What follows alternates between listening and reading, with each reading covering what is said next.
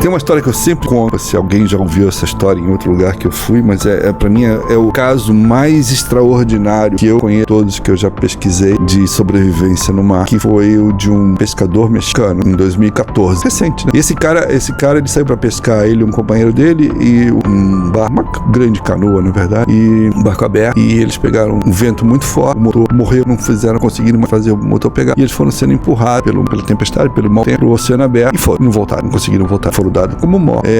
Ele acabou tendo que atravessar o Pacífico inteiro, a deriva inteira, e ele levou 14 meses. Nossa. Um ano e 2 meses a deriva. Então, se a gente comparar um caso que a gente acabou de falar aqui, do cara que ficou 2 meses a deriva, ele fazia parte de uma cooperativa de pesca na vila dele, lá, a cooperativa. Falou, o companheiro dele de fato morreu depois. Ele conta que depois de 3 ou 4 meses, eu não me lembro mais, o companheiro dele morreu, estava muito fraco na missão. Ele não tinha recurso, ele não tinha, ao contrário do outro, ele não tinha nem equipamento de pesca. Quando eles pegaram o mau tempo, o barco deles quase virou, eles perderam tudo que tinha no barco, exceto uma caixa de isopor grande que eles tinham levado para botar o peixe, que virou o abrigo dele. Então ele passava o dia e a noite dentro da caixa de isopor para se proteger. E ele não tinha nada, ele não tinha água, não tinha comida. Pediu da chuva também. Só da chuva e de tartaruga. Que salvou ele foram tartarugas. Porque a tartaruga é um ser marinho relativamente lento, e a tartaruga sobe para respirar. Então, se a tartaruga for pequena, grande você não consegue, porque é muito pesado. Mas se ela for pequena, você consegue tirar uma tartaruga da água, né? E ele foi salvo pela capacidade que ele desenvolveu de capturar pequenas tartarugas que eventualmente apareciam em volta do barco dele. E aí com a tartaruga, ele se alimentava, né?